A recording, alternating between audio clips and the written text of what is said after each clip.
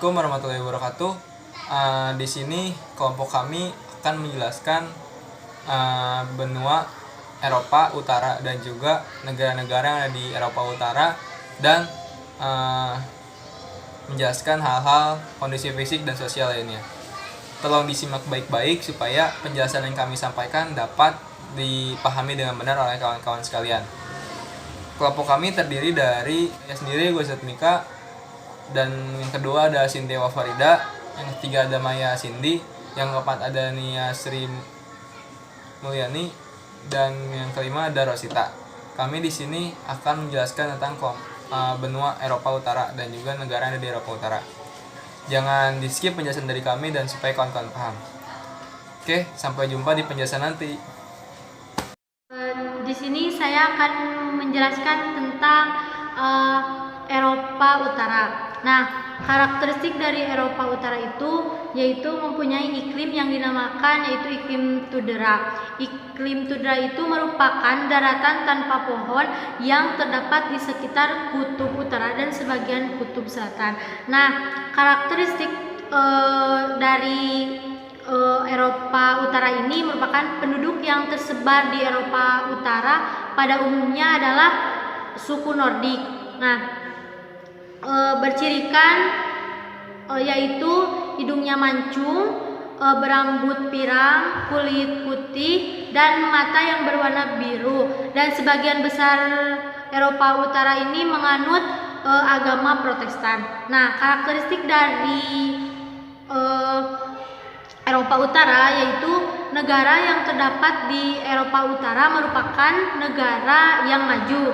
Nah, kemudian terdapat semenanjung terbesar di Eropa yaitu semenanjung Skandinavia. Nah, juga terdapat teluk yaitu teluk Bothnia dan memiliki tingkat kemakmuran di dunia yaitu Swedia, dan negara yang penduduknya sebagian mengkonsumsi kopi kedua di dunia yaitu Finlandia. Assalamualaikum warahmatullahi wabarakatuh. Perkenalkan, nama saya Maya Cindy Rahim. Di sini saya akan mempresentasikan sedikit mengenai mata kuliah Geografi Regional Negara-negara Maju. Di sini saya akan mempresentasikan mengenai Eropa Utara. Saya mempresentasikan 3 negara yang ada di Eropa Utara. Untuk selanjutnya simak baik-baik. Negara Islandia. Negara Islandia ini memiliki bendera yang berwarna biru dengan lambang salib berwarna merah dengan dilapisi oleh putih. Kemudian lambang negaranya yaitu bendera Islandia sendiri dengan simbol-simbol atau penjaga-penjaga yang ada di Islandia. Untuk selanjutnya akan saya jelaskan lebih rinci lagi. Saya akan menjelaskan mengenai makna yang terkandung atau deskripsi dari lambang negara dengan bendera negara Islandia. Yang pertama, bendera Islandia itu berwarna biru dengan dalamnya terdapat bentuk salib yang berwarna merah dan memiliki tepian putih. Kemudian lambang negara Islandia itu terdiri dari perisai yang berwarna biru dengan tanda salib berwarna merah dengan tepian putih, kemudian dikelilingi oleh 4 elemen yang dipercaya melindungi Islandia. Yang pertama, makna dari warna biru yang ada di bendera negara Islandia itu menggambarkan bahwa negara Islandia itu dikelilingi oleh Samudra Atlantik. Jadi samudra kan warna biru ya, jadi bisa dijelaskan bahwa birunya itu melambangkan Samudra Atlantik yang mengelilingi Islandia. Kemudian salib berwarna merah. Kenapa berwarna merah? Karena di sini dijelaskan bahwa salib berwarna merah ini menggambarkan bahwa Islandia memiliki banyak gunung api. Jadi gunung api kan didominasi dengan warna merah, ya kan. Terus yang selanjutnya tepian putih itu menggambarkan bahwa Islandia itu tertutup oleh salju. Terus jadi selanjutnya saya akan menjelaskan mengenai lambang negara Islandia. Yang pertama, perisai biru dengan salib yang berwarna merah dan tepian putih itu melambangkan bendera Islandia, yang kemudian dikelilingi oleh 4 halaman. Yang pertama, banteng yang melindungi barat daya, terus raksasa batu yang melindungi barat laut, griffin yang melindungi timur laut, dan naga yang melindungi tenggara. Ini dipercaya bahwa mereka 4 elemen ini melindungi Islandia. Kemudian di bawahnya ada basal kolumnar yang akan menjelaskan mengenai letak astronomis yang ada di Islandia. Letak astronomis negara Islandia ini berada di 63 derajat sampai 60 derajat lintang utara dan 25 derajat sampai 13 derajat bujur barat. Kemudian luasnya mencapai 103.000 km. Ini luas keseluruhannya ya. Terus ibu kotanya itu Reykjavik dan pemerintahannya itu berbentuk republik parlementer. Jumlah penduduknya yaitu sekitar 339.747 jiwa. Batas wilayahnya, Islandia terletak 300 km di sebelah timur Greenland dan 1000 km dari Norwegia. Islandia terdiri atas 8 region, yaitu Asturland, Hofud, Borgarfjörður, Nordurland Eystra, Nordurland Vestra, Suðurland, Suðurnes, Vestfirðir, dan Vestfirðirland. Selanjutnya, sejarah dari negara Islandia. Sejarah dari Islandia, diketahui bahwa orang pertama yang tinggal di Islandia adalah para biarawan Irlandia yang datang pada awal abad ke-9. Pada pertengahan abad ke-9, bangsa Viking bermigrasi dan tinggal di Islandia. Viking pertama yang tinggal di Islandia adalah Floki Falkroarsson. Dialah yang memberi Islandia nama seperti sekarang. Ingolfur Arnarson, seorang kepala suku dari Norwegia, tinggal dan menetap di barat daya Islandia dan mendirikan kota bernama Reykjavik. Selanjutnya yaitu tahun 1262, negara Islandia menjadi negara bagian dari Norwegia. Kemudian pada 1824, negara Islandia menjadi bagian dari Denmark. Terus tahun 1918, negara Islandia mendapatkan kedaulatannya karena pada tahun itu Denmark sedang diduduki oleh Jerman. Kemudian pada 9 April 1940, negara Islandia diduduki oleh tentara Amerika dengan Inggris yang berinisiatif untuk menduduki negara Islandia agar Jerman tidak menduduki negara Islandia ini. Kemudian pada 1944 Islandia mendapatkan kemerdekaannya, atau mereka mendeklarasikan kemerdekaannya. Kemudian pada tahun 1958 sampai 1976 negara Islandia dengan negara Inggris berselisih mengenai siapa yang berhak untuk mengambil ikan kod yang berada di dekat daratan Islandia. Perang ini disebut dengan Perang Kod. Kemudian pada tahun 1980, Vigdis Finnbogadottir dinobatkan sebagai presiden pertama wanita yang memerintah di negara Islandia. Di negara Islandia, yaitu Islandia terletak di persimpangan Atlantik Utara dan Samudra Arktik. Pulau utama terletak di selatan dari lingkar Arktik yang melewati Pulau Islandia kecil Grimsey, lepas pantai utara pulau utama. Negara ini terletak di antara garis lintang 63 derajat sampai 68 derajat north dan bujur 25 derajat sampai 13 derajat west. Islandia adalah pulau terbesar ke-18 di dunia dan pulau kedua terbesar di Eropa setelah Inggris. Luas pulau utama sebesar 101.826 km persegi, tetapi luas keseluruhan negara Islandia adalah 103.000 km persegi, yang 62 derajat sampai 62,7%-nya merupakan tundra. Tundra itu sendiri adalah suatu bioma tempat terhambatnya pertumbuhan pohon dengan rendahnya suhu lingkungan di sekitar. Oleh karena itu, daerah ini disebut daerah tanpa pohon. Daratan terdekat dari Islandia adalah Greenland, yaitu mencapai 290 km. Daratan terdekat dari Eropa yaitu Kepulauan Faroe 420 km, Pulau Jan Mayor 570 km, Shetland dan Hebrides luar yaitu 740 km, daratan Skotlandia dan Orkney 750 km, dan daratan Norwegia sekitar 970 km. Selanjutnya saya akan menjelaskan mengenai geologi dari negara Islandia. Yang pertama, di gambar pertama bisa dilihat itu merupakan gunung berapi Eyjafjallajökull. Pada tahun 21 Maret 2010, gunung berapi ini meletus pertama kalinya sejak 1821, membuat 600 orang mengungsi dari rumah. Kemudian letusan tambahan yaitu terjadi pada 14 April dan memaksa ratusan warga meninggalkan rumah.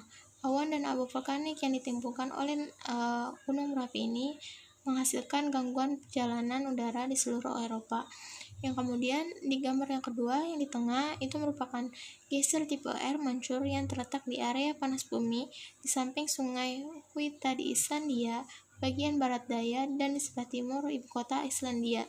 Meletus setiap 6-10 menit dan letusannya mencapai ketinggian 15-20 bahkan dapat mencapai 40 meter.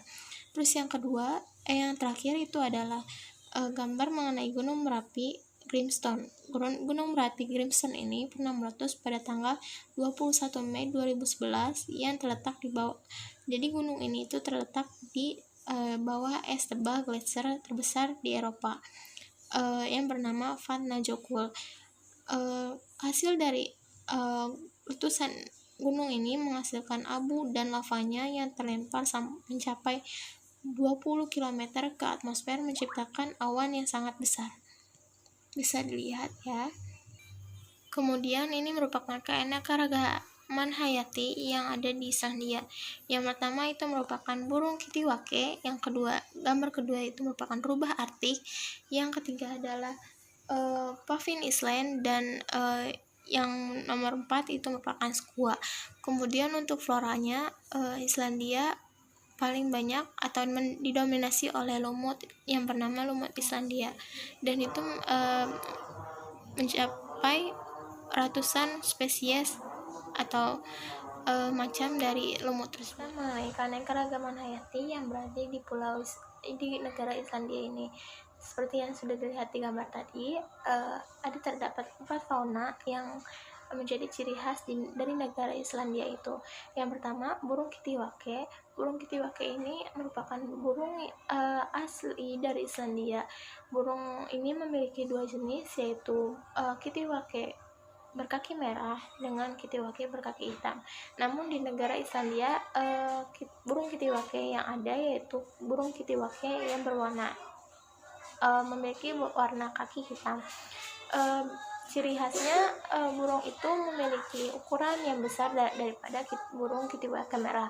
Yang kedua yaitu rubah Arktik. Rubah Arktik ini merupakan rubah yang sering ditemukan di daerah kutub. Rubah ini merupakan rubah kecil yang ada di daerah kutub. Yang ketiga yaitu Puffin Island. Puffin Island ini merupakan burung menjadi salah satu burung yang menyerupai penguin dan masih merupakan bagian dari keluarga burung penguin. Mereka ini burung yang termasuk dalam jenis laut pelagis, yaitu burung yang mencari makan di laut, jadi mereka tidak bisa terbang. Yang terakhir yaitu skua Island ini merupakan hewan yang ditemukan di negara Islandia ini. Kemudian kenapa di Islandia floranya lebih didominasi oleh lumut? Karena di negara Islandia ini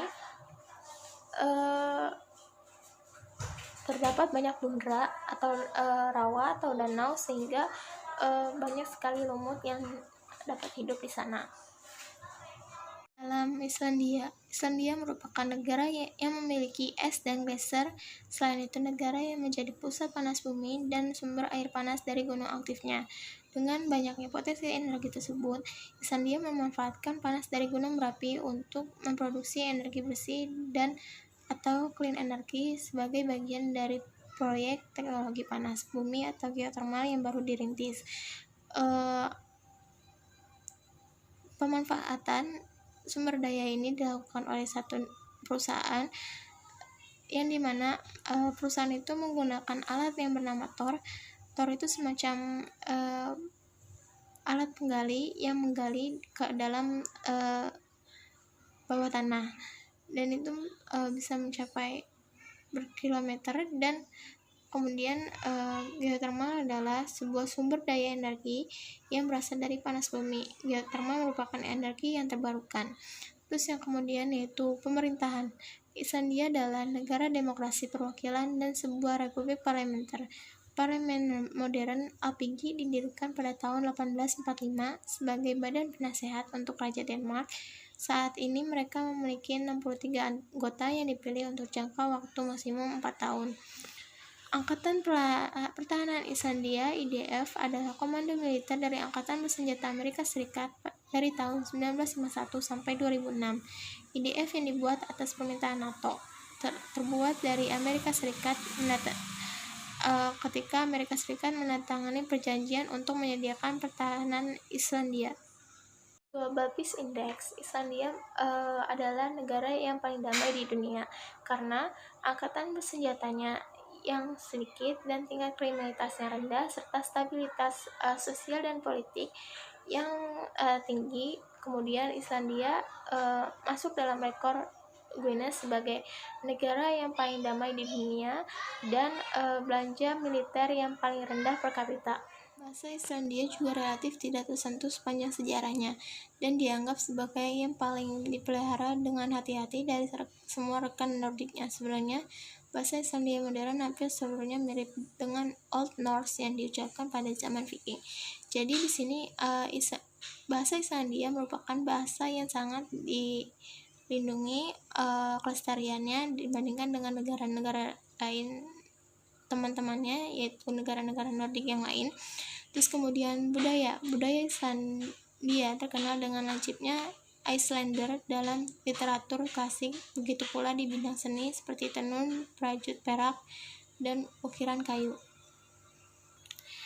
Demografi Islandia yaitu sekitar 93% penduduk Islandia adalah warga Islandia, dengan 1/10 dari populasi yang lahir di luar negeri. Sebagian besar penduduk Islandia adalah merupakan keturunan Norwegia dan Gael dari Irlandia dan Skotlandia yang dibawa sebagai penjelajah atau sebagai budak dalam beberapa tahun yang lampau. Terus di sini kita bisa lihat ada tabel mengenai demografi Islandia yang berasal dari HDI, Human Development Index. Di sini total populasi jutaannya itu 0,3, usia rata-rata per tahunnya itu 37,5, rasio ketergantungan usia tua yaitu mencapai 22,6, populasi berusia 15 sampai 64 0,2, populasi berusia 65 tahun ke atas yaitu tidak ada, populasi di bawah usia 5 tahun tidak ada, dan rasio jenis kelamin saat lahir yaitu 1,05, populasi kota 93,8, dan rasio ketergantungan usia muda 0-14 tahun per 100 orang tetap homogen dan stabil sampai pada abad ke-20. Namun karena kurangnya tenaga kerja, imigran diperkirakan akan dialami oleh Islandia. Islandia akan dimasuki oleh imigran dan terus meningkat pada masa yang akan datang. Diperkirakan mencapai 15% dari keseluruhan populasi di Islandia yang akan datang ke Islandia. Imigran yang akan datang ke Islandia yang mencapai 15% dari total populasi merupakan imigran dan diperkirakan pada tahun 2030. Ekonomi Islandia merupakan ekonomi campuran yang terlibat dalam perdagangan bebas. Walaupun pemerintah banyak melakukan intervensi terhadap ekonomi, konsumsi pemerintah lebih rendah daripada negara-negara Nordik lainnya. Tenaga panas bumi merupakan sumber energi utama di Islandia. Tenaga panas bumi itu merupakan sumber daya pemanfaatan sumber daya alam, yaitu geothermal.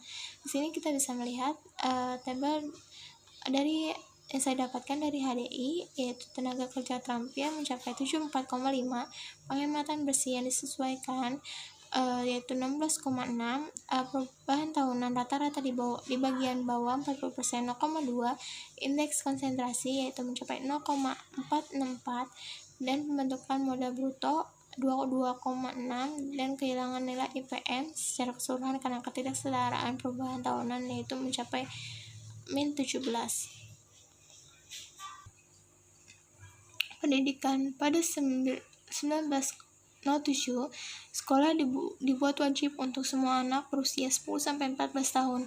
Sistem pendidikan Islandia memiliki 4 level dengan prinsip mendasar bahwa setiap orang harus memiliki kesempatan yang sama untuk memperoleh pendidikan terlepas dari jenis kelamin, status ekonomi, lokasi perumahan, agama, mungkin cacat, dan latar belakang budaya atau sosial. Di sini bisa dilihat tabel dari tingkat pendidikan yang ada di Islandia. Tahun sekolah yang diharapkan yaitu mencapai 19,2, indeks pendidikan 0,918. Tahun sekolah yang diharapkan perempuan yaitu mencapai 20,4. Tahun sekolah yang diharapkan oleh pria 18,0.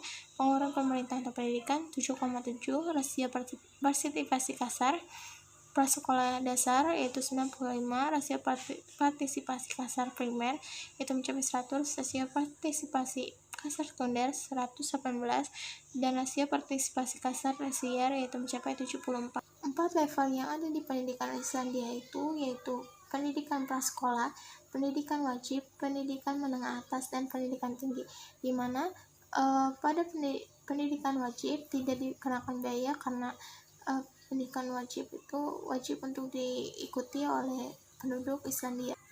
Kesehatan. Islandia ditetapkan sebagai negara paling sehat di dunia pada tahun 2016.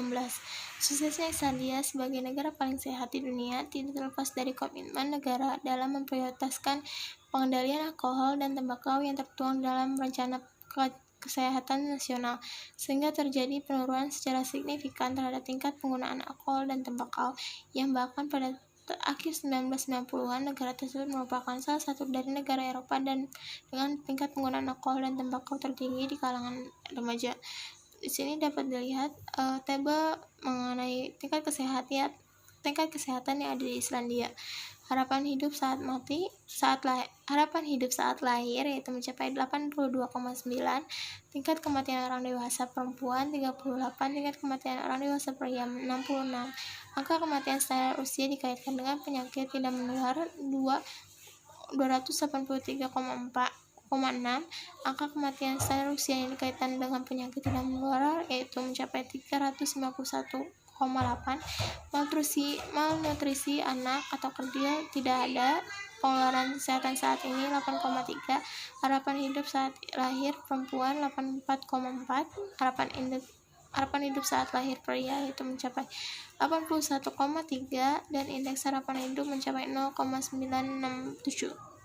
Selanjutnya yaitu negara Norwegia. Negara Norwegia adalah secara resmi disebut dengan Kerajaan Norwegia. Bahasa Norwegianya yaitu Kongeriket Norge atau Noreg adalah sebuah negara Nordik di semenanjung Skandinavia bagian ujung barat yang berbatasan dengan Swedia, Finlandia, dan Rusia. Kotanya yang berada di Samudra Atlantik Utara dan Laut Barents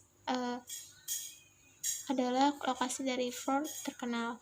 Svalbard dan Jan Mayen berada di bawah kedaulatan Norwegia berdasarkan Traktat Svalbard. Norwegia memiliki sebuah pulau bernama Bouvet yang terletak di Samudra Atlantik. Luas total Norwegia yaitu mencapai 385,207 km persegi dan populasi sebesar 4,9 juta. Norwegia merupakan negara dengan kepadatan penduduk terendah kedua di Eropa. Ibu kotanya adalah Oslo.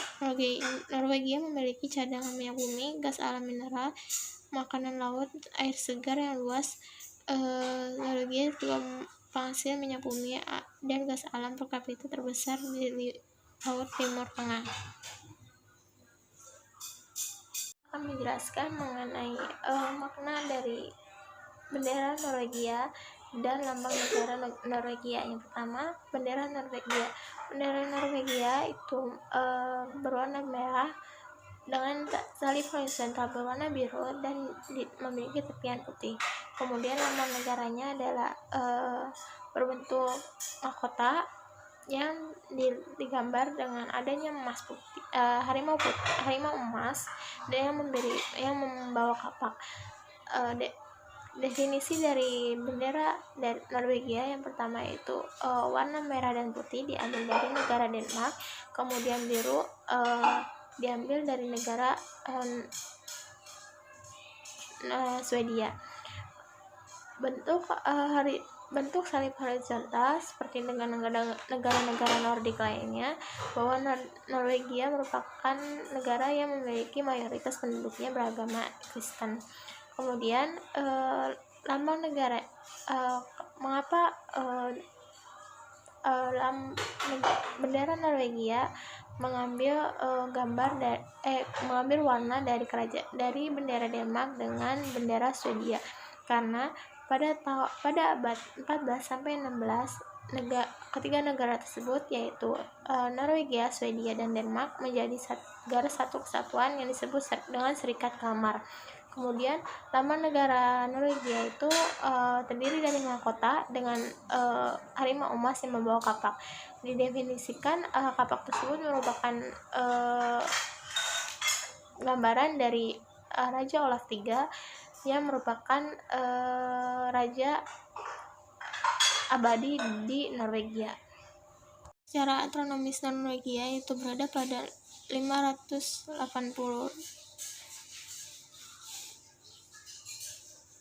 derajat LU sampai 720 derajat LU dan 60 derajat BT sampai 270 BT. Norwegia berbatasan dengan beberapa wilayah, diantaranya selatan berbatasan dengan Kepulauan Skagerrak, barat berbatasan dengan Laut Norwegia, timur berbatasan dengan Swedia, Finlandia, Rusia, utara berbatasan dengan Laut Barents. Norwegia berbatasan langsung dengan Laut Utara di barat daya dan Kepulauan Skagerrak di selatan, Laut Norwegia di barat, serta Laut Barents di timur laut. Sebelah timur Norwegia berbatasan dengan Swedia, Filipina, dan Rusia. Titik tertinggi di Norwegia adalah Galdhøpiggen dengan ketinggian mencapai 2.469 meter di permukaan laut. Sejarah. Zaman Viking berkarakteristik dengan perluasan dan emigrasi oleh para penjelajah laut Viking. Menurut tradisi, Harald Fairhair Harfagre bersatu dengan mereka saat 872 Masehi setelah pertempuran Hardsfjord di Stavanger, sehingga menjadi raja pertama dari Norwegia bersatu. Wilayah Harald, terutama pantai Norwegia Selatan, karena kekerasan dari Harald Harfagre, banyak penduduk negara Norwegia memilih untuk pindah ke negara-negara tetangga seperti Irlandia, Finlandia, dan sebagainya. Iklim di Norwegia adalah iklim temperat, terutama di daerah pesisir yang disebabkan oleh pengaruh Gulf Stream. Bentang alam Norwegia pada umumnya kasar dan menggunung-gunung, sebagian besar tertutup oleh gletser dan memiliki tepi pantai sepanjang lebih dari 83.000 km yang dibatasi oleh fjord. Iklim di Norwegia terbagi menjadi 4, yaitu musim panas, musim gugur, musim dingin, dan musim semi. Di Norwegia, yaitu musim panas terjadi pada bulan akhir Juli sampai Agustus, di mana pada musim panas ini hari akan menjadi lebih panjang dan suhu mencapai 25-30 derajat Celcius. Kemudian pada musim gugur, Norwegia akan dihiasi dengan warna emas dan terlihat sangat indah. Terus pada waktu musim gugur ini, pas untuk memetik buah beri dan ceri. Terus pada musim dingin, Norwegia menjadi terlihat seperti hamparan dataran salju, dan suhunya bisa mencapai min 40 derajat Celcius. Kemudian musim semi. Musim semi di Norwegia merupakan musim yang sangat ditunggu-tunggu karena banyaknya bunga bermekaran dan berwarna-warni. Jadi sehingga terlihat indah dan banyak turis yang datang pada saat musim semi ini. Hayati di Norwegia yaitu yang gambar pertama yaitu merupakan flora dari yang bernama Bridge Burbur halus. Bridge Burbur halus ini merupakan jenis spesies boreal yang khas termasuk dengan pohon cemara dan pinus. Kemudian ada danau di zona boreal. Kemudian faunanya itu yang pertama yaitu muskox itu semacam banteng ya. Kemudian yang kedua yaitu ptarmigan batu. Ptarmigan batu ini merupakan spesies unggas yang merupakan ciri khas yang berada di Norwegia. Kemudian ada 4 spesies mamalia darat di Svalbard, yaitu rubah Arktik, rusa Svalbard, beruang kutub, dan tikus selatan yang secara tidak sengaja diperkenalkan, yang hanya ditemukan di sekitar Grumman. Ada sekitar 18 spesies mamalia laut, termasuk paus, lumba-lumba di laut, dan walrus. Ptarmigan batu adalah satu-satunya spesies burung tetapi bunting salju, dan Weater juga bersarang di Svalbard. Seperti halnya hampir 30 spesies burung laut yang bermigrasi ke sini setiap tahun. Sebagian besar danau di air tawar di Kepulauan Svalbard dihuni oleh Arktik.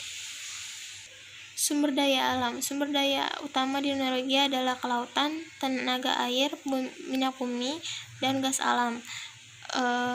Pendapatan ekspor dari minyak dan gas telah meningkat menjadi hampir 50 derajat dari total ekspor dan merupakan lebih dari 20 derajat GDP.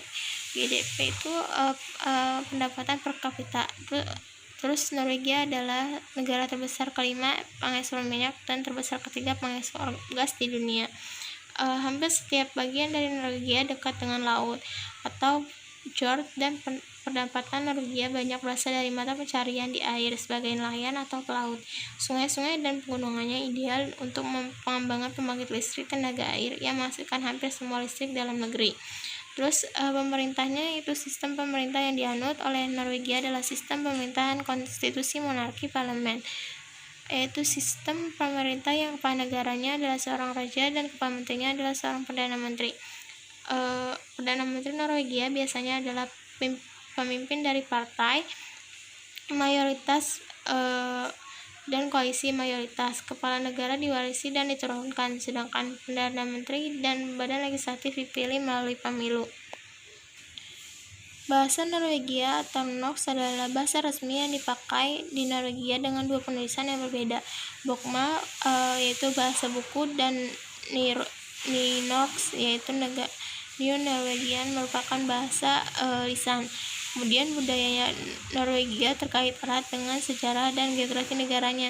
Budaya pertanian Norwegia yang unik yang masih mempertahankan telah menghasilkan tidak hanya dari sumber daya yang langka dan iklim yang keras, tetapi juga dari undang-undang properti kuno. Undang-undang properti kuno itu merupakan undang-undang yang dibuat dan memiliki 2 bagian. Yang pertama yaitu Aseterteit, hak homestead, dan Odelsstrid juga disebut sebagai hak Olodia. Yang pertama Aseterteit itu merupakan undang-undang yang berbunyi bahwa sektor pertanian diwarisi kepada anak sulung. Terus yang ketujuh adalah demografi. Orang Norwegia adalah anggota dari Jerman Utara, orang Skandinavia pada subgrup dari keluarga Indo-Eropa. Asal-usul orang Norwegia sendiri yaitu memiliki ras Jerman dan memiliki sanak saudara yang sama dengan orang Swedia dan Denmark. Pada awalnya rumah asli dari ras tersebut adalah dari daratan Asia. Kemudian di sini bisa dilihat dari tabelnya, yaitu total populasinya mencapai 5,3, usia rata-ratanya mencapai 39,8, rasio ketergantungan usia tua 26,1, populasi berusia 15 sampai 64 3,5, populasi berusia 65 tahun ke atas 0,9, populasi bawah usia 5 juta di bawah usia 5 yaitu 0,3, rasio jenis kelamin saat lahir 1,06, populasi kota mencapai 82,2, rasio ketergantungan usia muda yaitu 26,8. Ekonomi Norwegia secara umum dikarakterisasikan sebagai ekonomi campuran, ekonomi pasar kapitalis dengan komponen pengaruh yang jelas, seperti yang terjadi di negara-negara lain di Eropa Barat. Ekspansi kebanyakan industri di Norwegia secara umum diatur oleh hak properti swasta dan sektor swasta, namun beberapa kegiatan industri juga dimiliki atau dijalankan oleh negara. Norwegia merupakan negara industri yang banyak mengalami perkembangan dengan model ekonomi terbuka dan berorientasi pada kegiatan ekspor. Terdaftar sebagai salah satu negara terkaya di dunia, negara juga menduduki peringkat tinggi dalam hal standar hidup, usia rata-rata, standar kesehatan secara umum, dan standar perumahan. Bisa dilihat tabel HDI-nya, yaitu tenaga kerja terampil mencapai 84,3, penghematan bersih yang disesuaikan yaitu 16,9, perubahan tahunan rata-rata 0,3, indeks konsentrasi 0,329, pembentukan modal bruto 27,6, dan kehilangan nilai IPM secara keseluruhan karena ketidaksetaraan perubahan tahunan secara rata-rata yaitu 0,3. Norwegia memiliki prinsip yang sama dengan pendidikan di negara Islandia, di mana semua orang berhak untuk mendapatkan pendidikan atau mendapatkan haknya untuk belajar tanpa memandang latar belakang. Pendidikan wajib yang ada di Norwegia itu 10 tahun dan pendidikan di Norwegia itu terbagi menjadi 5 tingkatan. Yang pertama yaitu tingkat primer dan sekunder, di mana di tingkat primer dan sekunder ini merupakan tingkat pendidikan wajib yang harus diampun oleh warga Norwegia. Terbagi menjadi 2 bagian, yaitu pendidikan dasar dan pendidikan menengah pertama.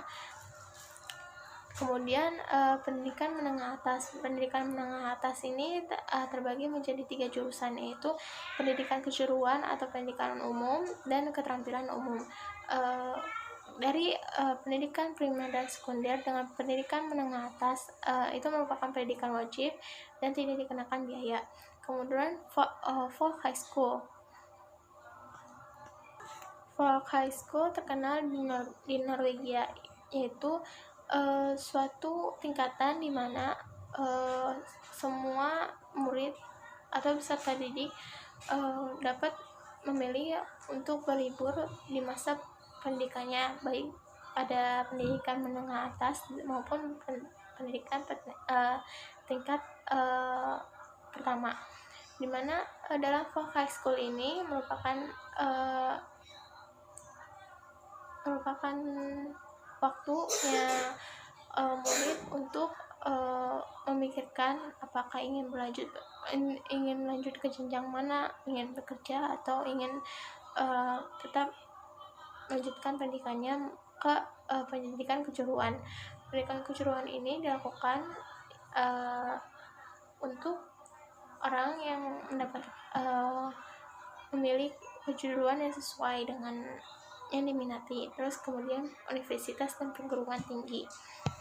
Norwegia mulai menerapkan sistem kesejahteraan ini pada tahun 1909 dalam sektor kesehatan, di mana warga negara yang memiliki pendapatan rendah akan mendapatkan pelayanan kesehatan gratis ketika mereka sakit. Sistem ini dimapankan oleh periode pasca Perang Dunia Kedua di Norwegia dan jumlah di berbagai negara Eropa. Sebagai respon dari krisis kapitalisme pada tahun 1930-an, para kapitalisme dianggap bermasalah dan melanjutkan kesejahteraan, sehingga intervensi negara dalam ekonomi dianggap penting. Berikut adalah tabel HDI yang saya dapatkan mengenai tingkat kesehatan di Norwegia, di mana harapan hidup saat lahir yaitu 82,3, tingkat kematian orang dewasa perempuan 43, tingkat kematian orang dewasa pria 69, angka kematian standar usia dikaitkan dengan penyakit tidak menular 261,9, angka kematian standar usia yang dikaitkan dengan penyakit tidak menular 365,4, malnutrisi anak atau kecil tidak ada pengeluaran kesehatan saat ini 10,5, harapan hidup saat lahir perempuan 84,3, harapan hidup saat lahir 80,3, dan indeks harapan hidup 0,958. Inilah menjadi penyebab bagaimana kesehatan di Norwegia merupakan paling tinggi. Akhirnya akan saya jelaskan mengenai negara Swedia. Negara Swedia bisa dilihat memiliki lambang bendera negara yang sangat sederhana dengan salib berwarna kuning dengan horizontal dan bendera berwarna biru. Kemudian ada lambangnya, di mana lambang kerajaan ini dipakai pada raja atau perisai raja. Swedia merupakan bendera yang sederhana, di mana bendera ini berwarna biru dengan salib horizontal berwarna kuning. Salib ini dipakai oleh raja juga yang disebut dengan Krus della Olaf. Krus della Olaf ini merupakan salib yang merupakan Raja Olaf sebagai raja pertama di Swedia yang dibaptis untuk menjadi raja. Selanjutnya Sweden atau Swedia. Swedia itu ibu kotanya Stockholm, lagu kebangsanya itu Du Gamla Du Fria, bahasa aslinya bahasa Swedia, pemerintahnya monarki konstitusional, di mana monarki berarti artinya raja sebagai kepala negaranya. Kemudian memiliki luas 450.295 km persegi, jumlah penduduknya itu mencapai 9.860.666, kepadatannya mencapai 21,7 km persegi. Letak secara astronomi Swedia berada pada 50 derajat sampai 70 derajat EU dan 11 derajat sampai 25 derajat menurut timur. Swedia berbatasan dengan beberapa wilayah, yaitu berbatasan dengan Norwegia di barat dan Finlandia di timur, laut selatan Selat Skagerrak dan Selat Kattegat di barat daya, dan laut Baltik, Teluk Bothnia di timur. Sejarah yang paling awal menyebutkan sejarah Swedia ditemukan dalam Tacitus yang Germania, di mana referensi dibuat untuk raja yang kuat dan armada yang kuat dari spiones. Pada abad ke-11, Olaf Scott Konung menjadi raja pertama Swedia yang dibaptis sebagai seorang Kristen. Sekitar tahun 1400 ada upaya untuk menyatukan Swedia, Norwegia, dan Denmark menjadi satu kerajaan yang disebut dengan Serikat Kalmar. Tapi ini menyebabkan perselisihan sengit antara Denmark dan Swedia.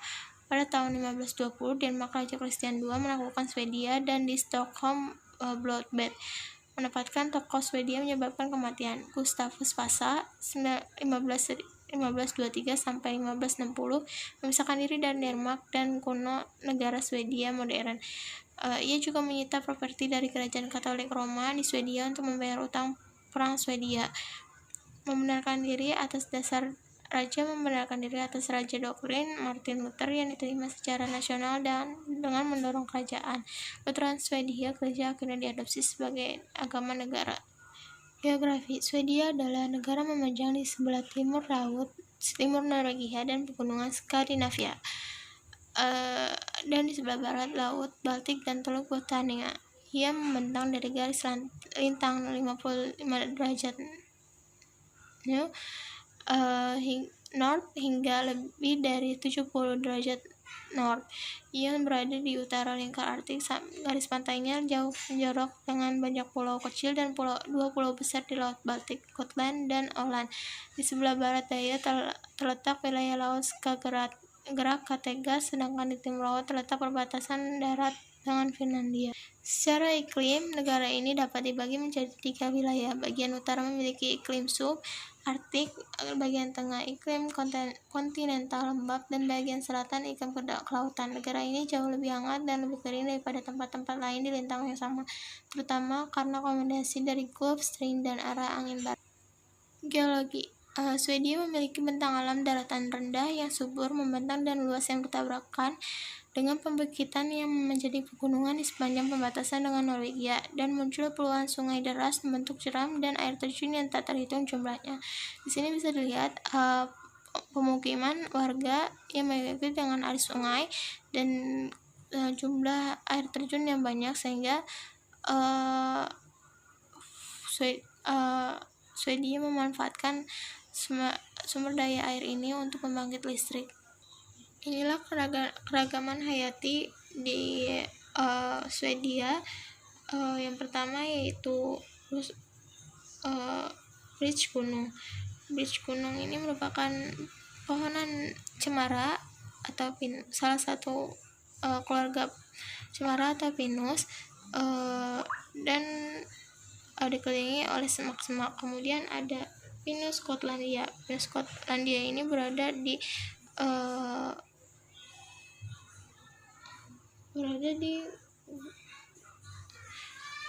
ya gitu. Terus ada rusa kutub dan ptarmigan Willow. Sumber daya alam. Hanya sekitar 7% lahan Swedia yang cocok untuk pertanian. Sumber daya alam negara yang paling berharga ada kandungan mineral, hutan, dan sungai. Mineral Swedia yang paling penting adalah biji besi. Di sini bisa lihat biji besinya yang ada di sebelah kiri. Biji besi sangat penting untuk industri besi, baja, mesin, dan pembuatan kapal. Mineral ini juga diekspor. Deposit mineral lainnya adalah seng, timah, tembaga, perak, dan uranium. Pemerintahan negara Swedia yaitu monarki konstitusional sejak tahun 1809. Raja adalah kepala negaranya, tapi di bawah konstitusi yang mulai berlaku pada tahun 1975, tugas negara hanya bersifat seremonial. Seremonial ini terus raja saat ini adalah Raja Charles 106 Gustav naik tahta pada tahun 1973. Kemudian budayanya adalah yaitu fika, suatu rutinitas dari negara Swedia di mana beberapa orang berkumpul untuk makan, minum, serta mengobrol, yaitu suatu kebiasaan kerja yang diizinkan di negara ini. Demografi. Negara Swedia memiliki jumlah penduduk sekitar 9.880.604. Penduduk aslinya adalah orang Sami, sebagian besar orang Finns, Swedia, dan pendatang atau keturunan pendatang dari abad ke-20. Namun terdapat sekitar 50.000 suku Finn asli yang merupakan salah satu minoritas di Swedia. Ekonomi. Swedia merupakan negara terkaya ke-7 di dunia per kapita, dan standar hidup rakyatnya yang tinggi. Kayu dan besi merupakan basis sumber daya perekonomian dengan penekanan dan perdagangan luar negeri. Pendidikan wajib dimulai pada usia 7 tahun dengan memberikan pelatihan keterampilan di TK, lalu wajib untuk sekolah dasar. Dalam praktiknya sebagian besar orang-orang muda melanjutkan studi di sekolah menengah atas, dan juga setelah itu sebagian besar melanjutkan studi ke tingkat tinggi, selanjutnya universitas. Kualitas kesehatan di Swedia sama dengan negara-negara maju lainnya. Swedia juga menduduki negara dengan tingkat tinggi kematian bayi rendah. Negara ini juga mendapatkan peringkat tinggi dalam angka harapan hidup dan air minum yang aman. Di sini bisa lihat kesehatannya mencapai 82,6, pendidikannya mencapai 17,6, income-nya mencapai 47,766. Kemudian di sini bisa dilihat dari GDP per kapita semakin lama semakin naik. Itulah yang dapat saya sampaikan mengenai 3 negara yang merupakan bagian dari Eropa Utara, yaitu negara Islandia, negara Norwegia dan negara Swedia. Mohon maaf apabila ada kesalahan. Assalamualaikum warahmatullahi wabarakatuh. Assalamualaikum warahmatullahi wabarakatuh. Nama saya Cynthia Farida. Di sini saya akan menjelaskan negara Finlandia. Negara Finlandia ini memiliki warna bendera putih dan biru. Putih melambangkan salju dan yang biru ini berbentuk salib horizontal yang melambangkan warga negara Finlandia ini mayoritas beragama Kristen. Letak astronomis negara Finlandia 60 derajat sampai 70 derajat lintang utara dan 20 derajat sampai 32 derajat bujur timur. Secara geografis, negara Finlandia ini berbatasan dengan di sebelah barat ini berbatasan dengan Swedia, di sebelah utara berbatasan dengan Norwegia, di sebelah timur berbatasan dengan Rusia, dan di sebelah selatan berbatasan dengan Laut Baltik. Ibu kota Finlandia ini yaitu Helsinki, tepatnya di sebelah sini, dan lagu kebangsaannya Maamme, bahasa resmi Finlandia bahasa Suomi, pemerintahannya berbentuk republik parlementer, dan luas wilayahnya yaitu 338.145 km persegi. Lalu jumlah penduduknya itu 5,5.037.364 jiwa. Kondisi sosial. Dalam sejarahnya, Finlandia ini pernah merupakan bagian dari negara Swedia pada abad ke-12 hingga abad ke-19. Negara Finlandia ini juga pernah memasuki Kekaisaran Rusia pada tahun 1809 dan berhasil memerdekakan diri pada tahun 1917 dan memiliki kedaulatan sepenuhnya tepatnya pada 6 Desember 1917. Lalu sistem pemerintahan Finlandia ini adalah republik parlementer, yaitu sistem pemerintahannya dipimpin oleh seorang presiden dan pemerintahannya seorang perdana menteri. Presidennya ini menjabat, masa jabatannya itu 6 tahun dan bisa menjabat selama 2 periode. Sedangkan Perdana Menterinya ini dipilih langsung, ditunjuk, dan memiliki anggota yaitu 200 orang. Demografi. Penduduk Finlandia kebanyakan terdiri dari mayoritas suku Fin dan minoritas orang-orang Swedia Finlandia, sehingga bahasa resminya itu yaitu bahasa Finlandia dan bahasa Swedia. Bahasa minoritas lainnya yaitu bahasa Rusia dan Estonia. Penduduk Finlandia ini kebanyakan berada di sebelah selatan, yaitu tepatnya di metropolitan Helsinki. Adapun data yang didapatkan dari Human Development Index tahun 2008, yaitu total populasinya 5,5 juta, usia rata-ratanya 43,1 tahun, rasio ketergantungan usianya 35%, populasi berusia 65 tahun ke atas 1,2 juta jiwa, populasi di bawah usia 0,3 juta jiwa, rasio jenis kelamin 1,5%, populasi kota 85,4%, rasio ketergantungan usia muda 26%, indeks pembangunan manusia perempuannya 0,920 dan indeks pembangunan laki-lakinya 0,929.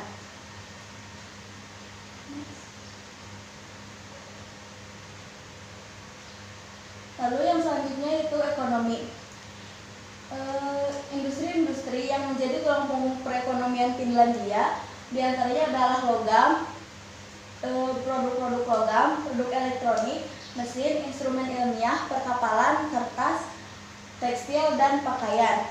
Data yang didapatkan dari Human Development Index yaitu tenaga kerja terampilnya berjumlah 89,9% diambil dari tenaga kerja, penghematan bersih yang disesuaikan 10,2% dari GNI, pembentukan modal bruto 23,7%, populasi yang menggunakan sumber air minum 100%, populasi yang menggunakan fasilitas sanitasi lebih baik 99%, kehilangan nilai IPM secara keseluruhan ini 3,6%. Sumber daya alam. Hutan Finlandia menyediakan sangat banyak sumber daya alam, diantaranya yaitu kayu, tar, bahan bakar, dan bubur kertas. Tidak ada batu bara atau minyak di Finlandia ini, tetapi Finlandia ini mempunyai rawa gambut yang sangat luas yang menyediakan sumber energi alam. Sumber daya mineral lainnya yaitu meliputi tembaga, seng, biji besi, dan perak. Lalu yang selanjutnya yaitu pendidikan. Berkat berkualitasnya pendidikan di Finlandia, Finlandia ini menjadi pelopor komunitas pendidikan. Finlandia ini menyediakan 15 universitas dan 25 universitas ilmu terapan. Finlandia ini menyediakan 450 gelar dan non-gelar dalam bahasa Inggris. Lalu berdasarkan Times Higher Education World University Ranking 2015-2016, Universitas Helsinki ini berada di peringkat 76. Lalu HDI pendidikan bisa dilihat ya, tahun sekolah yang diharapkan 19,3 tahun, indeks pendidikan 0,915%, tahun sekolah yang diharapkan 20,1 tahun bagi perempuan, dan tahun sekolah yang diharapkan bagi laki-laki itu 18,5 tahun. Pengeluaran pemerintah untuk pendidikan 7,1% diambil dari PDB. Rasio partisipasi kasar sekolah dasar 83%, rasio partisipasi kasar primer 100%, rasio murid guru sekolah dasar 13 dari jumlah murid guru, dan tingkat putus sekolah dasar 0,2%. Kesehatan. Di awal tahun 1970-an, angka kematian yang disebabkan penyakit jantung sangat tinggi di Finlandia. Untuk mengatasinya, akhirnya orang Finlandia menerapkan cara hidup sehat dan melakukan olahraga di ruangan atau outdoor. Dan hal ini masih dilakukan sampai sekarang. Angka harapan hidup di negara Finlandia ini sangat tinggi, yaitu 81,7, tingkat kematian orang dewasa 43, tingkat kematian orang dewasa pria 94, indeks harapan hidupnya 0,950, tingkat kematian bayi 1,9, angka harapan hidup pria 78,9, dan angka harapan hidup perempuannya 84,6%. Bahasa. Finlandia mempunyai dua bahasa resmi, yaitu bahasa Finlandia atau bahasa Suomi dan bahasa Swedia. Bahasa resmi lainnya adalah bahasa Romania dan bahasa Finlandia isyarat. Bahasa asing lain yang penting adalah bahasa Rusia dan bahasa Estonia. Yang kesembilan yaitu budaya. Orang Finlandia cenderung introvert. Seperti introvert pada umumnya, orang Finlandia ini juga menyukai personal space dan sangat menjaga privasi. Bagi mereka, privasi itu adalah segalanya. Yang kedua yaitu the most fun-time people in the world. Bagi mereka, waktu itu adalah segalanya. Jadi, di Finlandia ini sangat menghargai waktu. Jika bisa dilakukan dengan cara yang cepat, kenapa dilakukan dengan waktu yang lama gitu. Yang ketiga yaitu sauna. Karena di Finlandia ini kondisinya sangat dingin, jadi sauna adalah cara yang cocok untuk menstabilkan diri mereka. Yang keempat yaitu small talk atau perbincangan singkat. Biasanya dilakukan di media sosial ketika saling berbalas pesan. Mereka tidak suka basa-basi, jadi jawabannya itu singkat, padat, dan jelas. Yang ke-10 yaitu flora fauna. Yang ini ada beruang coklat. Beruang coklat ini termasuk hewan nasional Finlandia, yaitu Finlandia. Yang selanjutnya yaitu pulau perin. Yang terakhir yaitu pohon koipu. Pohon koipu ini juga merupakan pohon nasional yang ada di Finlandia. Lalu yang kedua yaitu negara Estonia. Negara Estonia ini memiliki bendera 3 warna, yaitu biru, hitam, dan putih. Warna biru melambangkan langit dan kesetiaan warganya terhadap tanah airnya.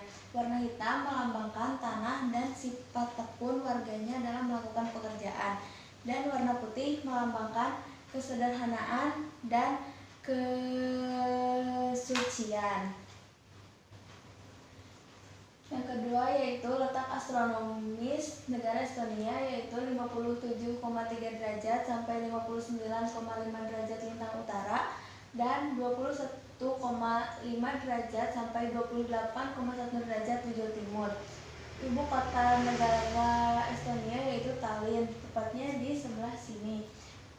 Lagu kebangsaannya yaitu Mu Isama Mu Onjarom.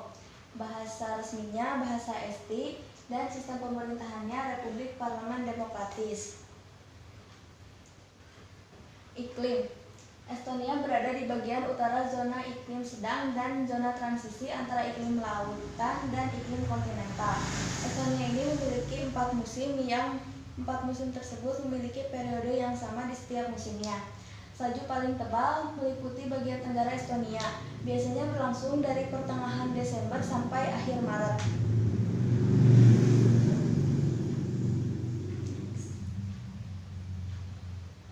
Estonia memiliki lebih dari 1.400 danau. Biasanya danau-danau ini memiliki ukuran yang sangat kecil. Dan ini adalah salah satu danau terbesar di Estonia, yaitu bernama Danau Peipsi yang memiliki ukuran 3.555 km persegi. Kondisi sosial. Sejarah. Pemukiman manusia di Estonia mungkin bermula pada 11.000 sampai 13.000 tahun lalu ketika es dari zaman es terakhir meleleh. Pemukiman tertua yang dikenali di Estonia adalah permukiman Puli yang pernah terbangun di bantaran sungai Parnu di dekat kota kecil Sindi di barat daya Estonia. Yang kedua yaitu politik. Politik Estonia dibingkai oleh prinsip republik, demokrasi, sistem parlementer dan multipartai. Budaya politik di Estonia ini sangat stabil karena hanya didukung oleh 2 atau 3 partai.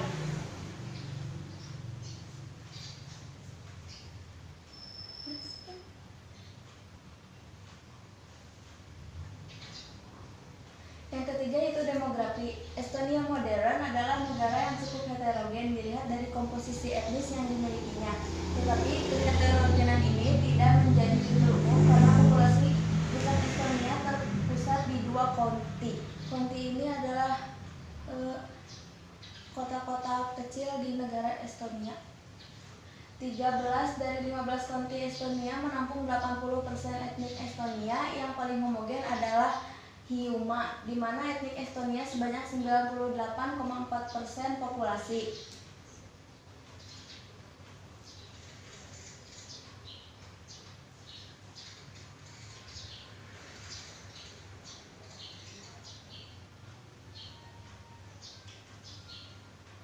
Yang keempat yaitu ekonomi. Estonia adalah bagian dari kawasan Schengen, pasar bersama Uni Eropa dan zona Euro biru tua. Estonia kini sangat terpengaruh oleh pembangunan di Finlandia, Swedia, dan Jerman, 3 mitra dagang utama.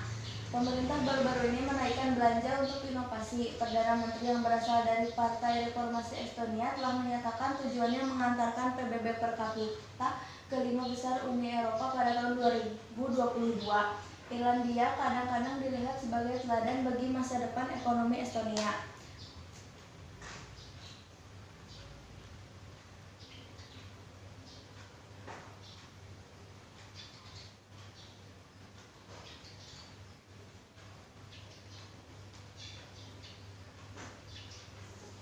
Yang kelima yaitu kesehatan. Angka harapan hidup di Estonia adalah 78,6, tingkat kematian orang dewasa perempuan 56, tingkat kematian orang dewasa pria 125, indeks harapan hidup 0,901, tingkat kematian bayi 2,1, angka harapan hidup pria 74,1, dan angka harapan hidup perempuan 82,6. Yang keenam yaitu pendidikan. Sejarah pendidikan di Estonia bermula pada abad ke-13 dan ke-14. Lalu universitas tertua adalah Universitas Tartu yang didirikan oleh Raja Swedia Gustav II Adolf pada tahun 1632. Pada tahun 1919, perkuliahan universitas ini mulai disampaikan menggunakan bahasa Esti, yaitu bahasa resmi Estonia.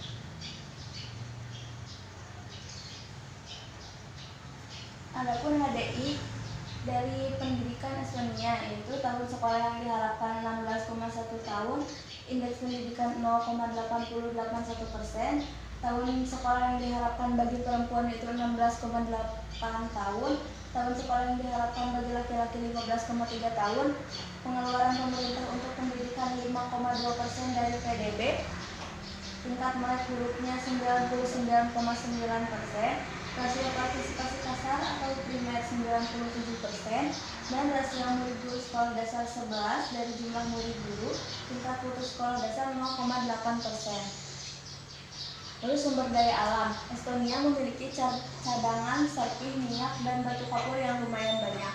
Selain itu, Estonia juga memiliki cadangan fosforit, pisblende, dan granit yang tidak atau belum ditambang secara luas sampai sekarang ini. Yang kedelapan yaitu bahasa. Bahasa resmi negara Estonia adalah bahasa Esti. Sebagian besar minoritas etnik yang berbahasa Rusia menetap di ibu kota Tallinn dan kawasan perkotaan industri di County Idapiru. Bahasa asing yang paling lazim dipelajari oleh warga Estonia yaitu bahasa Inggris, Rusia, Suomi, Jerman, dan Swedia. Yang kesembilan yaitu budaya. Budaya Estonia adalah salah satu yang menggabungkan warisan pribumi dengan jejak pengaruh asing. Berkat kedekatannya dengan tetangga Finlandia dan Latvia, serta dekade pemerintah asing di bawah Swedia, Denmark, dan Rusia. Ini adalah foto festival lagu yang dilaksanakan 5 tahun sekali di Estonia yang menyertakan 30.000 orang untuk bermain musik dan ditonton oleh 80.000 orang. Yang terakhir yaitu Human Development Indicator. Finlandia menduduki ranking ke-12 dengan indeks 0,925, sedangkan Estonia menduduki peringkat ke-30 dengan indeks 0,882. Sekian yang dapat saya sampaikan. Mohon maaf apabila ada kesalahan. Wassalamualaikum warahmatullahi wabarakatuh. Assalamualaikum warahmatullahi wabarakatuh. Perkenalkan, nama saya Nias Rimoyani. Saya akan sedikit menjelaskan mengenai negara Latvia. Nah, dimulai dari bendera negara Latvia ini sendiri, yaitu berwarna merah marun, putih, merah marun. Dan bendera negara Latvia ini adalah salah satu bendera tertua di dunia. Berawal dari sebuah pertempuran di dekat kota Cesis pada abad 13. Menurut legenda, bendera ini berasal dari sebuah kain putih yang digunakan untuk membawa seorang kepala suku Latvia yang terluka parah dari medan perang dan berlumuran darah di kedua sisi kain milik satria ini. Negara Latvia sendiri berbatasan dengan Estonia di utara, Lituania di selatan, Rusia di timur, Belarus di tenggara, dan Swedia di barat. Nah, Republik Latvia didirikan pada tanggal 18 November 1918. Latvia diduduki dan dikuasai oleh Uni Soviet pada periode 1940 sampai 1941 dan 1945 sampai 1991. Latvia menyatakan pemulihan kemerdekaannya pada tanggal 21 Agustus 1991. Nah, pemilihan pasca kemerdekaan pertama untuk Seima atau parlemen diadakan pada 5 sampai 6 Juni 1993. Latvia adalah negara kesatuan yang berbentuk republik dengan corak pemerintahan parlementer. Pemerintahan terdiri dari presiden, perdana menteri, dan kabinet. Seima memilih presiden dalam masa jabatan 4 tahun. Nah, kemudian sensus pertama dilakukan pada tahun 1897 yang menunjukkan bahwa 68,3% dari 1,93 juta penduduk Latvia berasal dari bangsa Latvia, 12% dari Rusia, 7,4% Yahudi, 6,2% Jerman, dan 3,4% dari Polandia. Sisanya terdiri dari kebangsaan lain. Ekonomi Latvia memiliki infrastruktur yang relatif berkembang dengan baik dan basis industri yang beragam dan menyumbang sekitar 26% dari PDB. Pertanian merupakan sekitar 5% dari PDB dan berpusat di sekitar budidaya kentang, sereal, dan tanaman lainnya, serta peternakan sapi perah. Sektor ekonomi terbesar adalah sektor jasa. Nah, pertumbuhan PDB sangat kuat pada tahun 2004, sekitar 8,5% melonjak dari 7,5%.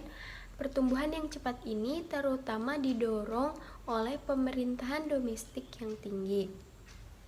Nah, sumber daya alam negara Latvia itu sendiri menghasilkan dari pertanian beberapa produksi tanaman yang termasuk gandum dan kentang. Kemudian pendidikan. Sistem pendidikan Latvia modern didasarkan pada reformasi yang diperkenalkan pada tahun 1991. Pendidikan wajib berlangsung selama 9 tahun. Perawatan primer disediakan di pusat kesehatan di kota besar, rumah sakit, fasilitas darurat, praktik pribadi individu dan kelompok. Klinik di pedesaan dikelola oleh bidan dan asisten dokter. Kemudian bahasa yang digunakan di negara Latvia itu sendiri yaitu bahasa Latvia atau disebut juga Letis. Bahasa Baltik yang ditulis dalam alfabet Romawi adalah bahasa resmi yang dituturkan oleh sekitar 58,2% dari populasi. Kemudian budaya. Festival lagu dan tari Latvia adalah acara penting dalam budaya dan kehidupan sosial Latvia. Sudah diadakan sejak 1873 dan biasanya setiap 5 tahun sekali. Sekitar 30.000 pemain berpartisipasi di dalam acara ini. Lagu-lagu rakyat dan lagu paduan suara klasik dinyanyikan dengan penekanan pada cara bernyanyi dan capella. Selanjutnya saya akan menjelaskan mengenai negara Lituania. Nah, bendera Lituania ini memiliki desain warna kuning, hijau, merah yang tersusun secara horizontal. Warna kuning menyimbolkan cahaya dan kemakmuran, warna hijau menyimbolkan keindahan alam, harapan dan kebebasan, warna merah menyimbolkan tanah dan darah yang tertumpah oleh para pejuang tanah air. Nah, bendera ini pertama kali dikibarkan pada tahun 1918 ketika Lituania baru saja memerdekakan diri dari Kekaisaran Rusia. Kemudian topografi Lituania menampilkan dataran rendah tengah dengan banyak danau kecil yang tersebar dan tanah subur. Iklim Lituania yang berkisar antara maritim dan benua, rata-rata curah hujan tahunan adalah 800 mm di pantai. Suhu pada Januari rata-rata 5 derajat di bawah nol. Lituania adalah negara Eropa yang berdiri sejak abad ke-12 Masehi sampai 1795 Masehi. Negara ini didirikan oleh bangsa Lituania, salah satu suku Baltik politeis, kemudian meluas hingga meliputi sebagian besar wilayah Kiev, serta daerah Slav lainnya. Untuk pemerintahan, semua yang merupakan penduduk tetap Lituania pada November 1989 telah diberi kesempatan untuk menjadi warga negara. Anggota Seimas dipilih untuk masa jabatan 4 tahun dan presiden langsung dipilih untuk masa jabatan 5 tahun. Kemudian, etnik Lituania membentuk sekitar 5/6 dari populasi negara dan Lituania memiliki populasi paling homogen di negara Baltik. Pada tahun 2015, populasi Lituania berdiri di 86,7%, diantaranya adalah etnis Lituania yang berbicara bahasa Lituania yang merupakan bahasa resmi negara tersebut. Kemudian ekonomi. Secara keseluruhan, ekonomi Lituania berada di jalur yang sehat, dengan sektor swasta berkontribusi lebih dari 80% dari PDB negara itu dengan aliran masuk modal asing yang signifikan dan dengan pasar lokal yang dinamis dan semakin efisien. Kemudian kesehatan, pada 2004 Lituania memiliki sekitar 403 dokter, 797 perawat, 71 dokter gigi, dan 65 apoteker per 100.000 orang. Nah, untuk pendidikan, sekolah dasar mencakup 4-6 tahun sekolah dan diikuti oleh sekolah menengah pertama. Kemudian pindah ke sekolah menengah atas 2-3 tahun. Kemudian sumber daya alam, hutan mencakup sekitar 32% wilayah Lituania. Industri kehutanan, produk kayu dan kertas adalah beberapa yang tertua di Lituania dan memproduksi furniture, korek api, dan produk kayu. Kemudian negara ini terletak di zona hutan campuran. Vegetasi negara ini adalah campuran dan memiliki jenis pohon jarum, arktik, dan steva. Negara ini juga memiliki fauna seperti kelinci, rubah, rusa merah, dan tenggeran bisa ditemukan di danau dan sungai Lituania. Sekian dari saya, terima kasih. Assalamualaikum warahmatullahi wabarakatuh. Selanjutnya yaitu negara Irlandia. Negara Irlandia ini secara astronomis berada di 51 derajat sampai 55 derajat lintang utara dan 5 derajat sampai 10 derajat bujur barat. Nah, pada awalnya negara Irlandia ini merupakan negara keseluruhan Pulau Irlandia, namun tidak lama kemudian Irlandia Utara memisahkan diri ke Britania Raya. Nah, setelah itu negara bebas Irlandia ini dibubarkan pada tahun 1937 dan diganti oleh negara yang berdaulat menjadi Republik Irlandia. Nah, mengenai demografi Irlandia, jumlah populasi penduduknya pada tahun 2011 yaitu 4,5 juta jiwa.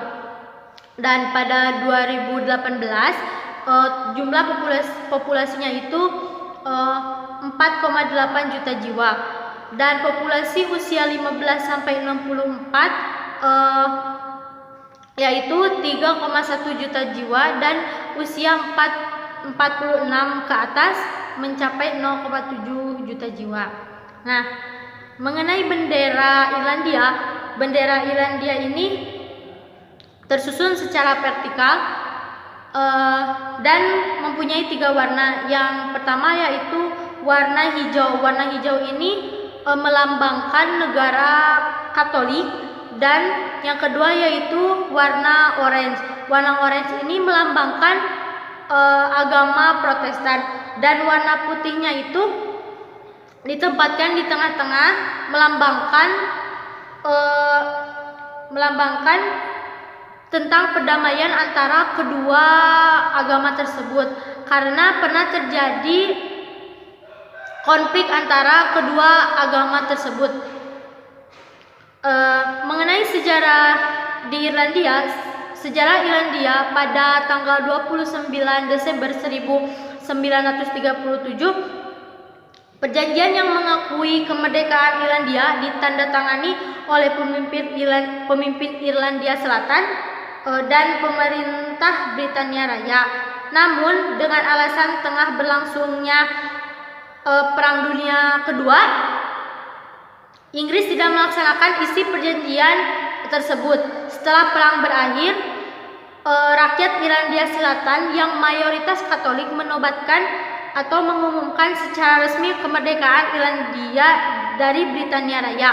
Nah, pada abad 8. Mengenai politik di Irlandia, Irlandia adalah sebuah republik dengan parlementer sebagai pemerintahnya. Presiden di Irlandia menjabat selama 7 tahun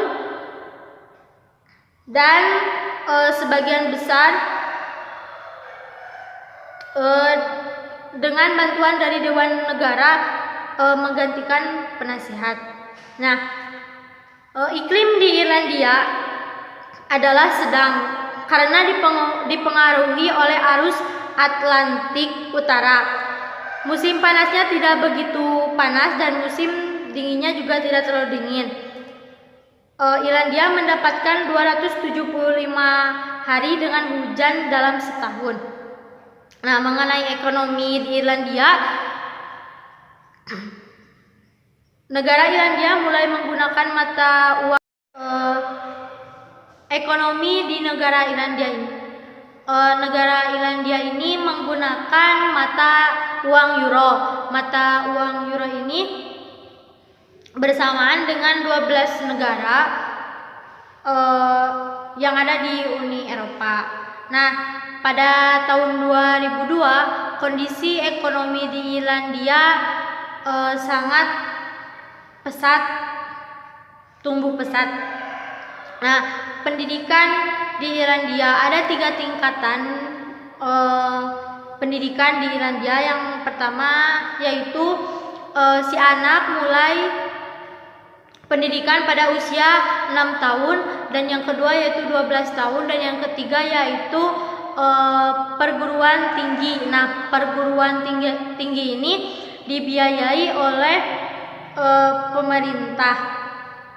Nah, selanjutnya yaitu flora dan fauna di Irlandia. Flora di Irlandia ini yaitu contohnya seperti bunga county yang terdapat di provinsi Eropa Atlantik di wilayah sirkumboreal. Nah, untuk faunanya itu sendiri yaitu rusa merah. Rusa merah ini dianggap sebagai hewan nasional di Irlandia. Perkenalkan, nama saya Yoga Zatmika. Saya di sini akan menjelaskan tentang Eropa Utara. Eropa Utara adalah sebuah benua yang berada di benua Eropa dan tepatnya di dekat Samudra Arktik.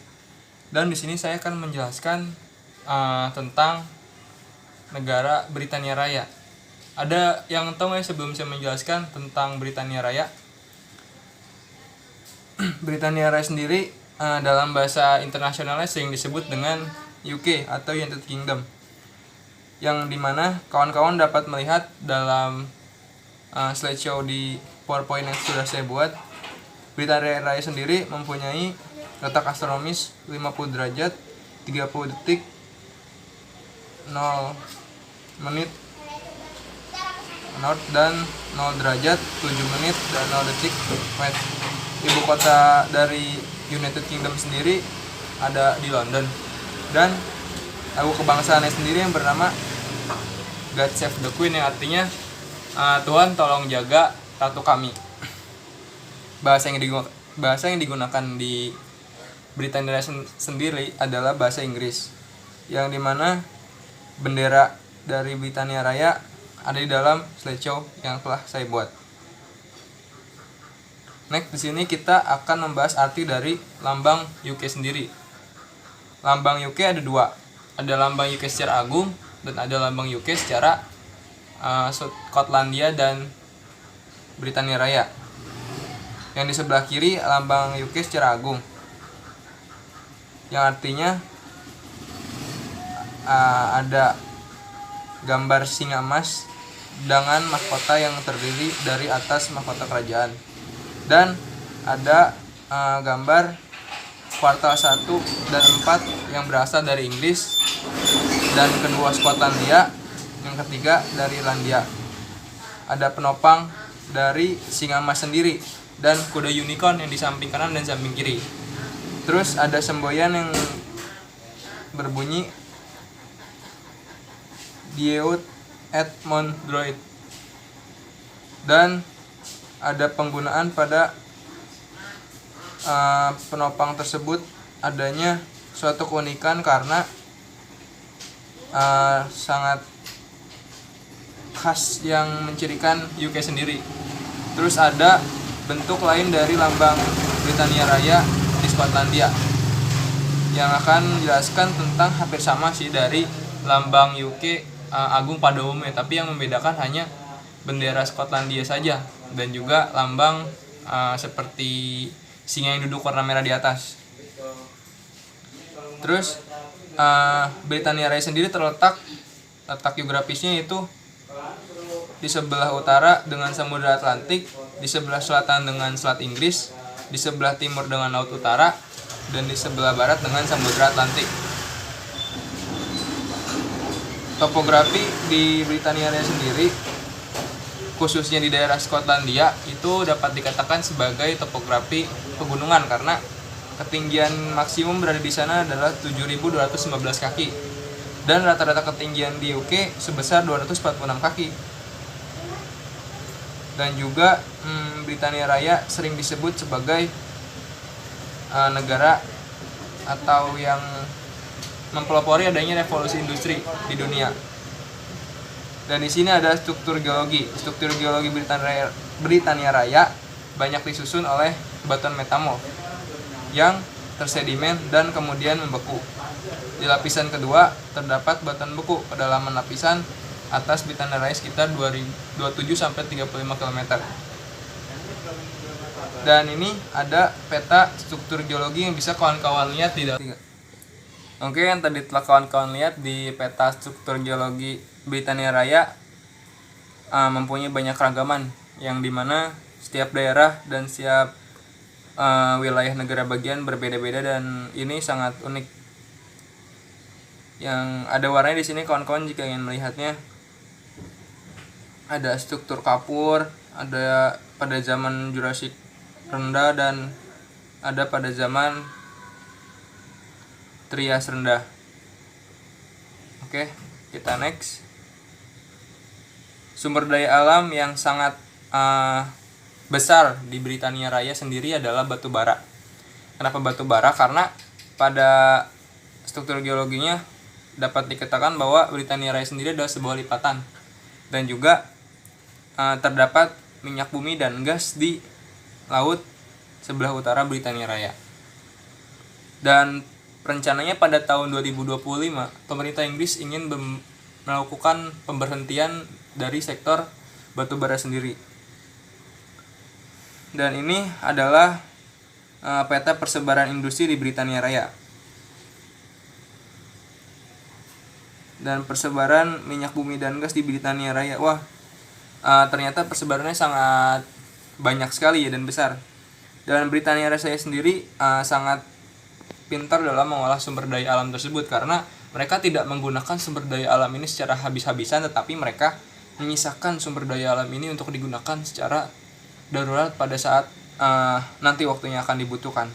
Dan sekarang Britania Raya sendiri lebih mengutamakan energi-energi alternatif yang ramah lingkungan. Dan ini iklim yang ada di Britania Raya. Britania Raya adalah sebuah wilayah negara perserikatan yang memiliki iklim yang sangat unik, karena dari sebelah Irlandia Utara itu merupakan wilayah tropikal maritim karena berhembus angin dari tropis, dan di sebelah selatan Pulau Britania Raya itu mempunyai iklim dingin dan kering, dan dari sebelah kanan yang tepatnya langsung menuju ke London ini adalah wilayah yang mempunyai iklim dingin dan agak kering, dan juga di sebelah utara di Skotlandia ini mempunyai iklim laut yang dingin dan hangat. Next, ini adalah cuaca-cuaca yang ada di Britania Raya. Ada cuaca rata-rata suhu, ada cuaca tentang hujan, dan ada cuaca tentang salju, turun salju, atau dapat dikatakan sebagai hujan es. Dan ini ada wilayah bagian yang masuk dalam UK. Di UK sendiri, atau dapat dikatakan United Kingdom, mempunyai 4 negara bagian. Yang di sebelah utara ada Skotlandia, dan itu merupakan salah satu negara bagian yang mempunyai ibu kota sendiri, dan ibu kotanya adalah Edinburgh. Dan di sebelah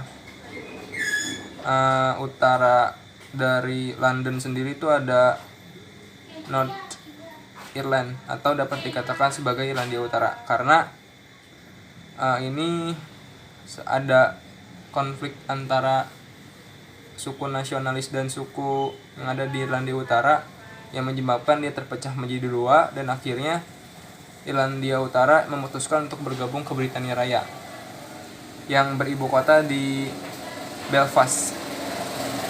Setelah itu kawan-kawan pasti tahu kan tempat lahirnya Gareth Bale.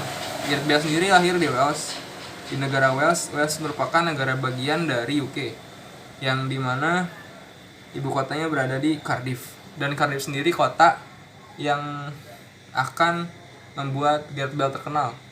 Terus yang ini yang sudah tidak asing mungkinnya di telinga kawan-kawan sendiri ada London. London di sini merupakan wilayah yang sangat metropolitan sekali, karena bukan hanya dari sebagai ibu kota negara Inggris, tapi melainkan sebagai ibu kota kerajaan Britania Raya. Dan ini jika kawan-kawan ingin berlibur ke Inggris, jangan lupa untuk melalui atau mengunjungi wilayah-wilayah yang sudah ada di PowerPoint saya. Dan ini adalah lambang negara Inggris. Inggris juga merupakan sebuah negara yang ada di dalam kawasan Britania Raya, dan Inggris sendiri mempunyai sumber daya yang sangat besar, tidak hanya dari sektor politik yang dimainkan, tetapi memiliki peran yang sangat penting juga di dunia. Dan ini adalah negara, atau dapat dikatakan kota London lah, yang ada di Inggris. Walaupun kotanya megah, tapi dia tidak melupakan RTH dari suatu kota tersebut. Nah, ini dia London. London lambangnya ada di sebelah kanan PowerPoint saya, dan sebelah kiri ada lambang benderanya. London merupakan sebuah kota yang menjadi pusat pemerintahan dari Britania Raya dan juga dari Inggris sendiri. London ini sebagai negara yang memiliki jumlah pendapatan per kapita sangat besar, atau London sering disebut dengan the Big Smoke. Dan juga ada beberapa tempat yang wajib dikunjungi, salah satunya Tower Bridge. Tower Bridge adalah sebuah jembatan yang dimana dapat dibuka tutup jembatan itu karena sering ada kapal-kapal lewat di lautnya, di perairannya. Dan juga London sendiri terletak di antara sungai besar, karena pada hakikatnya sebuah kota berasal dari sungai, seperti itu. Dan ini adalah lambang negara Skotlandia dan ibu kotanya. Skotlandia juga merupakan sebuah kerajaan yang pada zaman dahulunya merupakan negara berdaulat, yang di sini dimaksudkan bahwa Skotlandia baru bergabung dengan Inggris Raya atau dengan United Kingdom pada tahun 1707. Dan itu karena suatu polemik dalam hal politik yang menjadikan Skotlandia bergabung menjadi negara Perserikatan United Kingdom. Dan ini Edinburgh. Edinburgh sendiri merupakan kota kedua yang memiliki suatu peran penting di Britania Raya. Oke, dan Skotlandia sendiri atau di Edinburgh khususnya, dia sangat membantu dalam perjuangan Inggris karena pada dahulunya Edinburgh ini sebagai pusat pemerintahan sebelum dia pindah ke London. Dan ini adalah Castle Edinburgh. Terus ini adalah kota Edinburgh juga dilihat dari malam hari yang sering disebut dengan kota klasika. Dan ini satu lagi, ini lambang negara Wales dan ibu kotanya. Wales merupakan sebuah kota yang sangat indah dari sektor wisata alternatifnya. Dan ini ibu kota negara Wales, Cardiff, Wales. Ini pemandangan kota Cardiff pada saat saya pergi ke sana pada malam hari. Dan ini lambang dari negara Irlandia Utara, yang dimana Irlandia Utara sendiri yang tadi sudah saya sebutkan di awal bahwa ada sebuah konflik yang menjadikan mereka mengikuti ke daerah wilayah Britania Raya. Dan ibu kotanya adalah Belfast. Dan ini sebuah pantai yang sangat unik karena seperti ada gumpalan awan gitu di pantai, padahal ini ombak, kawan-kawan. Terus fauna yang khas dari Britania Raya itu ada elang merah, kelinci gunung Skotlandia, dan landak susu Eropa. Tetapi sekarang sudah ingin punah gitu. Dan ini tumbuhan yang khas dari Britania Raya, ada thistle, ada clover. Mungkin yang sering main game Let's Get Rich tahu ya clover itu apa dan bentuknya seperti apa. Dan selanjutnya ada horse consonant. Dan ini sejarah pada kerajaan Inggris. Inggris mengalami hampir 4 tahun dari akhir zaman pada tahun 43 sebelum Masehi lanjut ke tahun 1603 yang di sini Inggris dan Skotlandia dan Irlandia bersatu. Dan pada tahun 1666 bangsa Normandia menyerang Inggris, dan setelah penaklukannya bangsa Normandia pun berhasil merebut Wales kembali.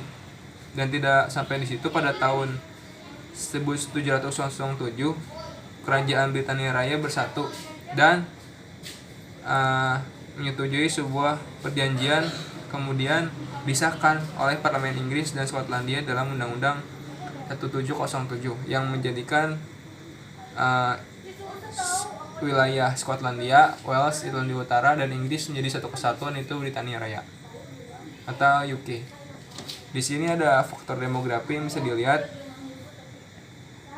Di sini total populasi di Inggris mencapai 67,1 juta jiwa, dan di sini dapat kawan-kawan lihat atau dapat kawan-kawan skip, dan saya mendapat data ini di HDI tahun 2018. Dan ini ada sektor pendidikannya. Pendidikan di sana adalah rata-rata 17,4 tahun. Berbeda sekali dengan yang ada di negara kita. Kesehatan di sana, angka harapan hidup di sana adalah 81,2 tahun. Dan ini pun menunjang atau ditunjang oleh sarana dan prasarana yang baik dan juga pola hidup yang baik. Dan dari tenaga kerja terampil ada 83,6% dari tenaga kerja. Dan di sini ada GDP UK, ada GDP per kapita UK sama Gross National Product UK. Sama saja sih sebenarnya, tapi ini cuma perbandingan yang akan saya buat dari GDP dan GNP. Dan ini saya mendapat data dari World Bank. Kebudayaan yang ada di Britania Raya, yang pertama musik. Siapa sih yang gak kenal dengan musik yang sangat pop dan tren yang dipopulerkan di Britania Raya, yang dikenalkan oleh siapa? Dulu sih ngomongnya.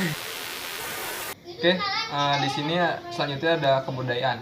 kebudayaan di Britania Raya juga dapat dikatakan sebagai kebudayaan yang multikultur gitu, karena dari ras dan etnis yang ada di sana sangat beragam, dari Asia, dari Eropa, dan dari Afrika pun banyak. Dan dia pun dapat dikatakan sebagai negara multikultur sama seperti Indonesia, dan Britania Raya pun sebagai negara kepulauan. Dan yang membedakannya menurut saya mungkin hanya SDM saja. Mudah-mudahan tahun berikutnya kita dapat sama seperti Britania Raya. Dan di sini ada musik. Siapa sih kawan-kawan di sini yang nggak tahu dengan The Beatles? Dia adalah sebuah musisi yang terkenal, dan dia pun berasal dari Inggris, atau lebih tepatnya dari UK gitu. Dan di sini ada kebudayaan dalam perfilman. Perfilman sendiri berasal dari Britania Raya, dan ini pun sampai sekarang masih populer. Siapa yang tidak mengenal Chaplin, atau dapat di nama panjangnya Charlie Chaplin? Dia merupakan seorang komedian yang dalam filmnya, kalau saya perhatikan filmnya hitam putih dan tidak ada suara dan hanya gambar, tapi sangat lucu seperti itu, dan sampai sekarang pun masih eksis gitu. Dan di sini selanjutnya ada filsafat. Kebudayaan filsafat di Britania Raya merupakan salah satu negara atau satu kebudayaan aliran filsafat yang mempunyai aliran British Empirismic, atau dapat dikatakan suatu cabang filsafat ilmu yang menyatakan bahwa semua pengetahuan yang berasal dari pengalaman. Dan itu pun sering dikatakan oleh kita semua bahwa pengalaman adalah guru terbaik, dan itu pun berasal dari filsuf dari Britania Raya. Dan selanjutnya adalah indikator negara maju kuantitatif.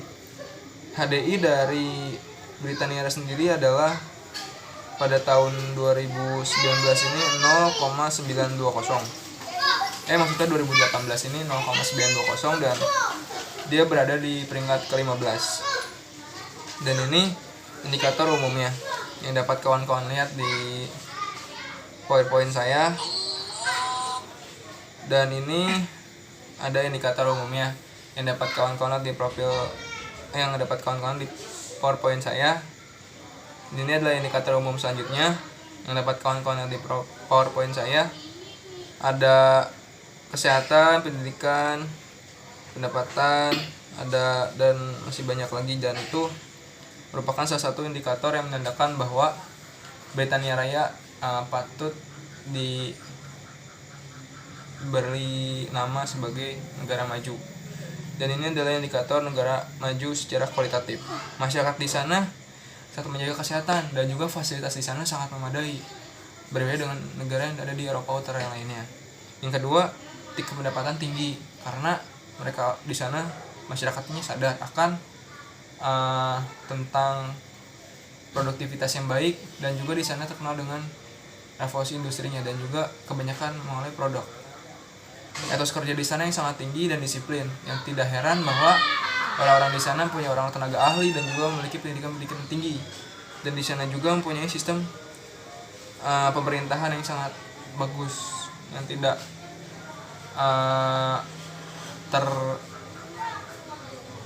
tidak dapat dikatakan mungkin dapat saya simpulkan bahwa Britania Raya merupakan negara yang dapat dikategorikan sebagai negara maju karena dari Oke, balik lagi bersama saya. Terima kasih sudah menonton video yang telah kami buat, dan mohon maaf bila banyak kekurangan karena manusia tidak luput dari suatu kesalahan. Dan jangan lupa untuk di-share dan ditonton kembali supaya kawan-kawan paham, dan jika ada sesuatu yang salah mohon dibenarkan karena hanya Allah Subhanahu wa Ta'ala yang Maha benar. Terima kasih. Sekian dari kelompok kami. Wassalamualaikum warahmatullahi wabarakatuh.